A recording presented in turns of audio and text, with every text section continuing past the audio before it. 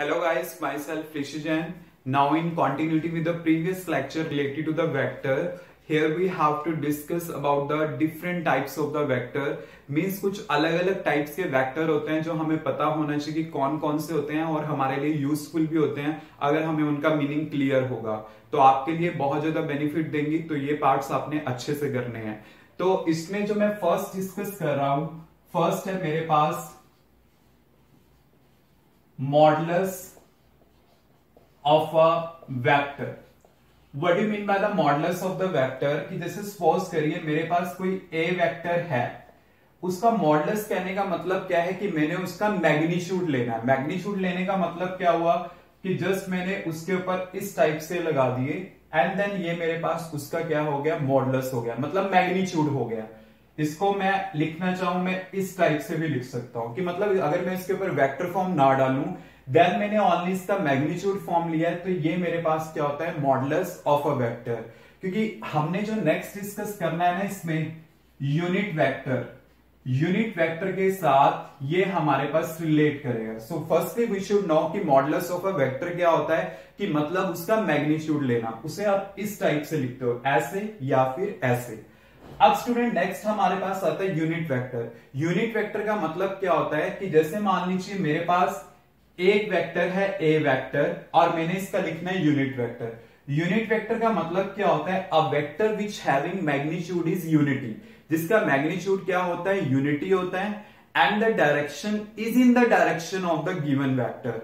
मतलब कैसे होगा, जैसे मान लो ए वेक्टर का मैंने यूनिट वेक्टर लिखना है, अगर मैं इसी वेक्टर को इसके मैग्नीट्यूड से डिवाइड कर देता हूं, इसके मैग्नीट्यूड से डिवाइड कर दिया, देन ये मेरे पास ए वेक्टर का यूनिट वेक्टर बन जाता है। मतलब क्या होता है कि वेक्टर को अगर आप उसके मैग्नीट्यूड से डिवाइड कर देते हो तो ये आपके पास बन जाता है यूनिट वेक्टर। और उसको रिप्रेजेंट कैसे किया जाता है कि जिस भी फिजिकल क्वांटिटी का आपने लिखना है उसके ऊपर आप इस टाइप से डाल दो। This is known as cap और we can say hat, but generally we will use cap. इसे हम रीड करते हैं एज अ ए कैप। तो ये क्या होगा, A cap equal to A vector divide by its magnitude. और इसमें क्या होगा, जो डायरेक्शन होगी ए वेक्टर की वही डायरेक्शन होगी ए कैप की, और इसका मैग्नीट्यूड आपके पास क्या होगा, यूनिटी। तो यूनिट वेक्टर क्या होता है, a vector whose magnitude is unity and the direction is in the direction of the given vector. उसे आप क्या बोलते हो, यूनिट वेक्टर बोलते हो।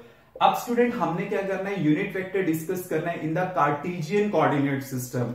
आपको पता है कार्टेशियन कोऑर्डिनेट सिस्टम आपके पास, जैसे देखिए ये मेरे पास एक्स एक्सिस है, this one is Y axis, और ये मैंने ले ली जेड एक्सिस।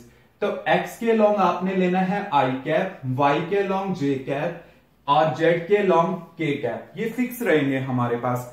आई कैप क्या होता है, मेरे पास यूनिट वेक्टर है in the Cartesian coordinate along x axis, unit vector in the Cartesian coordinate along y axis, unit vector in Cartesian coordinate along z axis। तो ये मेरे पास फिक्स रहेंगे कि अगर कोई मुझे आई कैप बोलता है ना देन मेरे माइंड में स्ट्राइक करेगा कि वो एक्स एक्सिस के लॉन्ग है। अगर कोई जे कैप बोलता है देन वो वाई एक्सिस के लॉन्ग होगा।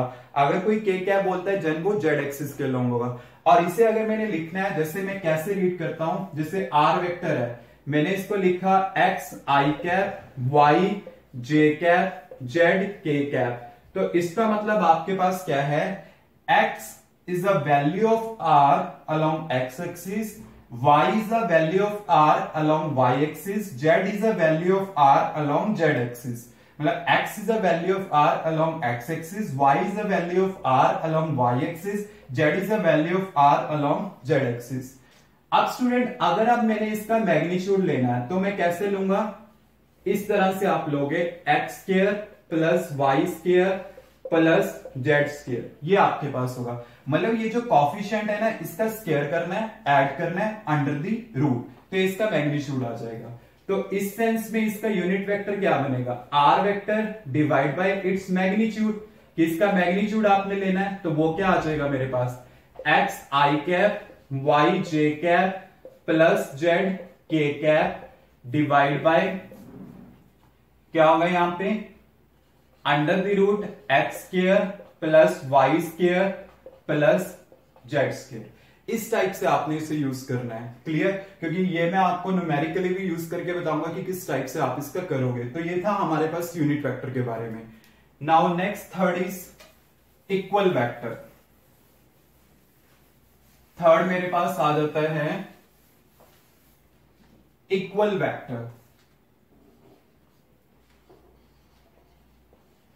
इक्वल वेक्टर का मतलब क्या होता है कि जैसे देखिए दो वेक्टर्स जो मेरे पास हैं, let it be A vector and B vector, मैं इन दोनों को इक्वल वेक्टर बोलूंगा कब? जब दोनों का डायरेक्शन सेम होगा और दोनों का मैग्नीट्यूड भी क्या हो, मेरे पास सेम हो, तो वो मेरे पास क्या होंगे? इक्वल वेक्टर होंगे। मतलब अगर डायरेक्शन सेम हो और मैग्नीट्यूड भी क्या हो, दोनों का सेम हो, तो वो होते हैं इक्वल वेक्टर।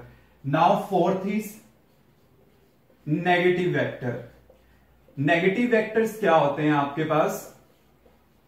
अगर मान लीजिए मेरे पास ए वेक्टर है एंड बी वेक्टर है, मैं उन्हें नेगेटिव वेक्टर बोलूंगा कब? जब दोनों का मैग्नीट्यूड तो क्या हो हमारे पास? सेम। मतलब मैग्नीट्यूड तो दोनों का सेम है, बट डायरेक्शन दोनों की क्या हो? अपोजिट। अगर ए की लेफ्ट टू राइट है तो बी की क्या है? राइट टू लेफ्ट है, तो वो मेरे पास क्या होंगे? नेगेटिव वेक्टर होंगे। नेक्स्ट जो फिफ्थ हमारे पास आता है वो है कोइंशियल वेक्टर। कोइंशियल वेक्टर्स। अब स्टूडेंट को वर्ड का नेम याद रखना कि इसका मीनिंग क्या होता है। को का मतलब होता है सेम। कोइंशियल का मतलब क्या है कि जिसका इनिशियल पॉइंट हमारे पास सेम हो उसे हम बोलते हैं कोइंशियल वेक्टर। कि जैसे मान लीजिए ये मेरे पास एक पॉइंट है, जैसे ए वेक्टर यहां जा रहा है, बी वेक्टर यहां जा रहा है, सी वेक्टर यहां जा रहा है, जब जिस मर्जी डायरेक्शन में जाए बट इनिशियल पॉइंट सेम है, तो वो क्या बन जाएंगे? कोइंशियल वेक्टर बन जाएंगे। Now next is coplanar vector. Coplanar vectors हमारे पास कौन से होंगे? ये वो वेक्टर होंगे जो एक ही प्लेन में लाई करें। जैसे ए वेक्टर है, बी वेक्टर है, सी वेक्टर है, चाहे जो मर्जी डायरेक्शन हो, जो एक ही प्लेन के अबाउट हो, उसे हम क्या बोलते हैं? Coplanar vector. जैसे बोर्ड हो गया, बोर्ड में जितने मर्जी वेक्टर्स हो बट वो क्या होंगे? कोप्लेनर वेक्टर्स होंगे। अब सेवंथ मेरे पास आता है कोलिनियर वेक्टर्स। कोलिनियर वेक्टर्स कौन से होते हैं? जो एक ही लाइन के लॉन्ग एक्ट करें। जैसे मान लीजिए ए वेक्टर है, ऐसे एक्ट कर रहा है, बी वेक्टर भी इसी डायरेक्शन में एक्ट कर रहा है, तो ये मेरे पास क्या होंगे? कोलिनियर वेक्टर होंगे, जो एक ही लाइन के लॉन्ग एक्ट करें। या तो पैरेलल हो जाए या फिर बी वेक्टर क्या हो जाए? अपोजिट हो जाए। अपोजिट हुआ है, एंटी पैरेलल हुआ है, बट है तो क्या? एक ही लाइन के लॉन्ग है, तो ये क्या हो गए? कोलिनियर। मतलब जो मेरे पास इक्वल और नेगेटिव वेक्टर्स है, these are the collinear vector. मतलब चाहे सेम है चाहे अपोजिट है, बट है तो एक ही लाइन के लॉन्ग ना, these are collinear vector. Now next eighth जो मेरे पास वेक्टर है, एट्थ एंड नाइन्थ हम कलेक्टिवली डिस्कस करते हैं। एट्थ जो मेरे पास है वो क्या है?